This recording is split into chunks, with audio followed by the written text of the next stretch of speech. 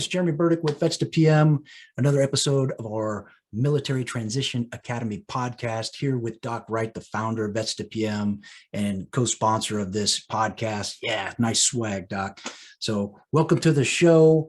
What we want to hit on today, or what I would like you to unpack, is some of the functions of management. And we always hear like this, hey, it's leadership, it's management, it's leadership, it's management. Just unpack the management side of it for us as we go through this. Yeah. Okay. So, but why? So here, let's start with the why first. Here's the pain point. We have helped over 6,000 veterans over the last 6-7 years land in over 700 companies, and they're all making over 85,000 a year. So that's all we do at Vets to PM, JB, is help military veterans achieve meaningful, lucrative careers. That's all we do. Keeping the globe spinning. That's right. But why management?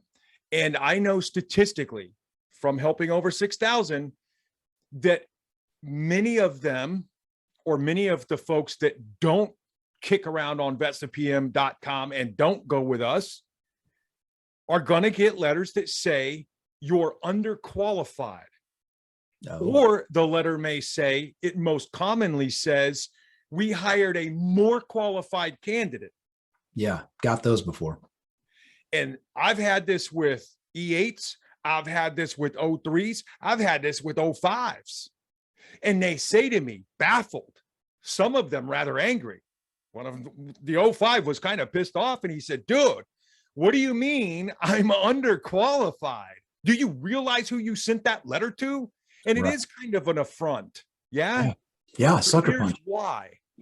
In the civilian workforce, and I talk about the guy, Henry Fail, who came up with the concept, the theory, actually, it's a theory now, because at this point, it's over 100 years old, and it's been proven in every size company and all across our economy. Henry Fail talks about the 4 functions of management. Oh, and for those of you that are listening versus just watching, I held up the book, How to Speak Civilian Fluently.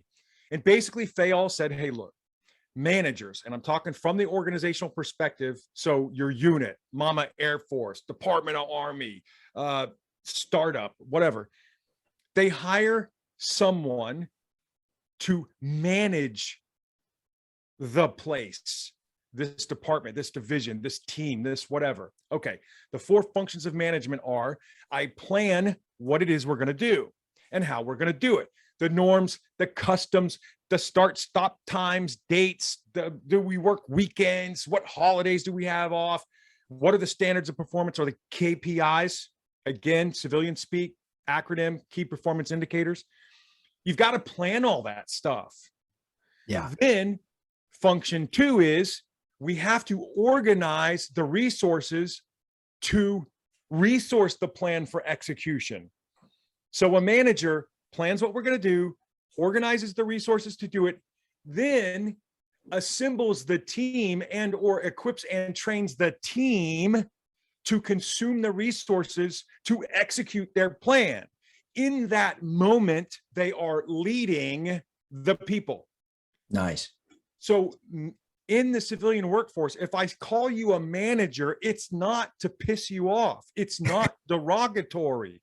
Yeah. And regardless of what the popular press says and all the workshops and the leadership books and whatever, in my humble opinion, after decades of teaching business at university, coaching and teaching startups, and helping thousands of vets figure out the civilian game, the CivDiv game, that's literally what it is.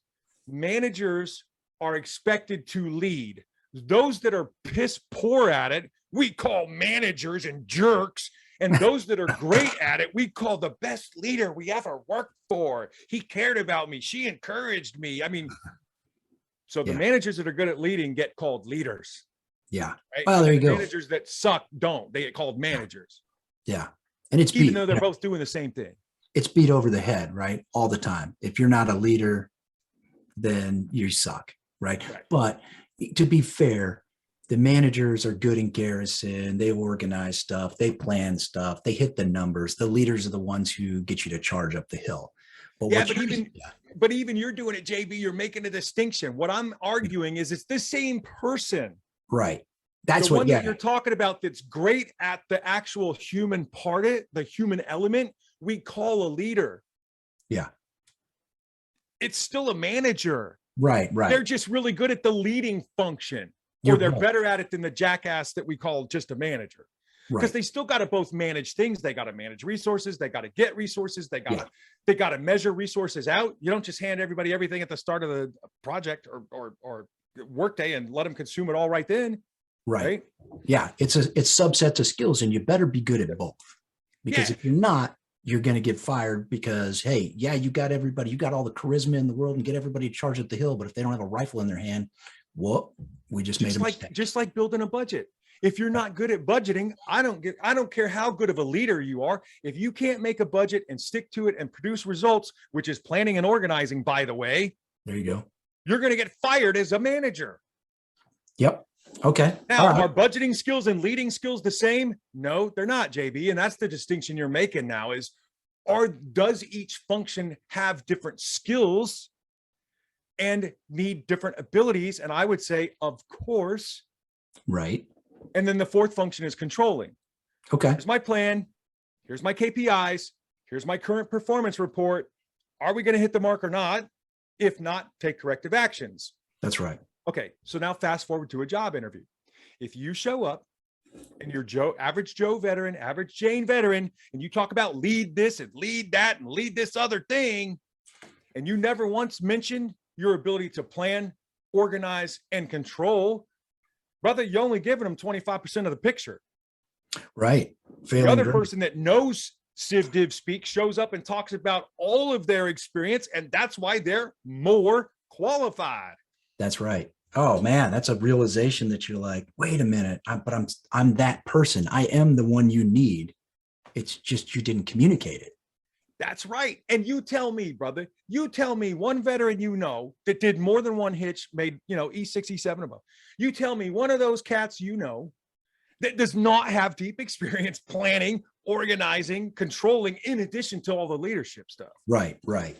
Yeah, it just doesn't happen. That's what they do. They do it so easily that they forget their functions, right? We just focus on the one function that the military constantly, hits you over the head or trains you over and over, is that leadership. Because, ultimately they're grown. You don't hone those soft skills unless you talk about them. You don't get good at those, but guess what? You need to get good at all of them. And I think that's what I really pulled out of this book that you wrote, is it hits on those 75% of the stuff that's not innate, right? You put words to it that we didn't have in our vocabulary. So that's right. And that's all it is. It's just, this is how civilians talk about management, of which leadership is a function of. All right. Wow. And that's why, Jeremy, not only is it, I think, a book to teach you how to speak civilian terminology, it also preps you for the certified manager exam from the internationally recognized Institute of Certified Professional Managers. So True. Literally, dude, it's in the title, how to speak civilian fluently and prove it with your CM credential. Everything you need to know, pass on your first try. This book, for all my project managers in the crowd, this book literally is to the certified manager what Andy Crow's book in VelociTeach is to the PMP, literally. Yeah. And it's ICPM endorsed, by the way. It's the only book that ICPM endorses on Amazon or anywhere else. So my whole point is this, dude, it's not about the book. It's about, this is how you talk.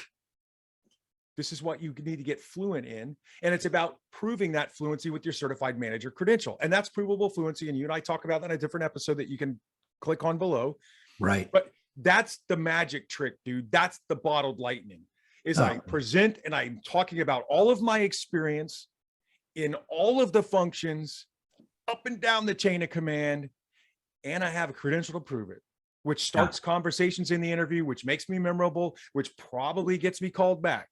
Right. And I may not get a hiring letter, but I sure as hell won't get a letter that says you didn't hear all of my experience, and so you hired somebody more qualified or that I'm underqualified. Because who we fooling, dude? You wouldn't have applied for the gig if you didn't think you weren't qualified. We all can read. Right. You know what I mean? And more importantly, probably knew you were qualified. You just didn't know how to say it. I mean, that's right. I'm shaking my head over here because I could tell you how many interviews or resumes that I put in for, or job announcements, and it never even occurred to me. Like, it just never even occurred to me that organizing, like, how would I say that? Oh, well, I aligned 17 different combatant, initiatives to organize all these services and all these resources to go take care of one mission, right? That's organization of resources, and everybody's done it. You just haven't articulated it because you didn't think that's not the flashy bullet, right? That's not that one shot, one kill sniper round that's in a movie. But if I'm hiring you to manage stuff, and we just went through a merger and acquisition, I'm having trouble smashing two cultures together in this department of 219 people. Yeah. Bro, I need to hear all about your ability to plan and organize and align and strategize. And you know what I mean? Right. Yes, I need to hear about hey, I can lead people through the change part. Right. It's important.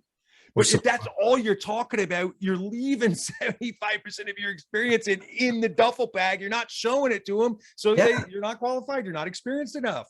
Well, think about supply chain issues that we're currently undergoing, across the globe. Well, that's got to do with planning, right? You're planning for the lack of it. So, I mean, if you talk to that, I'm sure employers today would be like, oh, this person knows how to plan resources. Oh, that's amazing. I need that on my team because we've just fouled that one up all last quarter. Yep. So too cool. Yep. So yeah, that's really what it's about. And JB, and you and I have in the Vets to PM team, the entire team, we've built the company on simple concepts like this. We train like we fight at Vets to PM. That's we right. write our FMs at 8th grade level, right? Like right. If you can't go to our website and understand what we do, how we do it, and how we can help you, it's too complex. Drop us a line. Let us know to dumb it down. So even some more, right? Because it's not dumbing it down. It's making it accessible. That's right. Because in our humble opinion, a lot of companies, a lot of people keep things, especially in the civ div, keep things really mystical and complex and whatever. It keeps them in a job. Yeah. Right? I want to work myself out of a job, dude. I want to do more fishing in Bimini and less jobbing. But, the mission is the mission. Help military members land meaningful, lucrative careers. That's all we do at Vets to PM. We're pretty good at it. And we've refined it over the process of helping over 6,000 folks. I mean, that's right. So it's not like this is what we think works. Yeah. And if you're in the Army, you don't even have to pay for it. I mean, you go use that benefit, go use Army credentialing assistance. You can get that certified manager today at no cost to you. If you're enlisted in the Air Force, you can use your Air Force Cool. Our website is built for you, right? You, the airman, you, the Army soldier. And honestly, we would love to help out more with the Navy and the Marines, but you can get the exam fees covered by them. You do have to pay the tuition, but it's still something to prove that fluency in your planning, organizing, leading, and controlling, right? So I mean, might as well do it, get it knocked out. So man, thanks a lot for really unpacking that. I think that fail and failism it seems mystic and it seems cryptic because it's just not like the way we talk, right? It's more on the projectized side, the leadership side. But that it's really cool to see where it started. And then as you begin to break it down to those 4 functions, I think you can articulate with a civilian hiring manager your value in those other areas. So, man. And that's what they're listening for. Man. And if you're using their terms, that's what they hear. This is a special episode. Yep. It's a dog whistle in their ear stand up. They just heard the frequency. Yeah, for sure. For sure. All right, man. So I will see you, JB. Thanks for your time as always, brother. I will see you over at vetstopm.com and I will see you in the extra tap class. Amen. All right. All right, dude. Brother.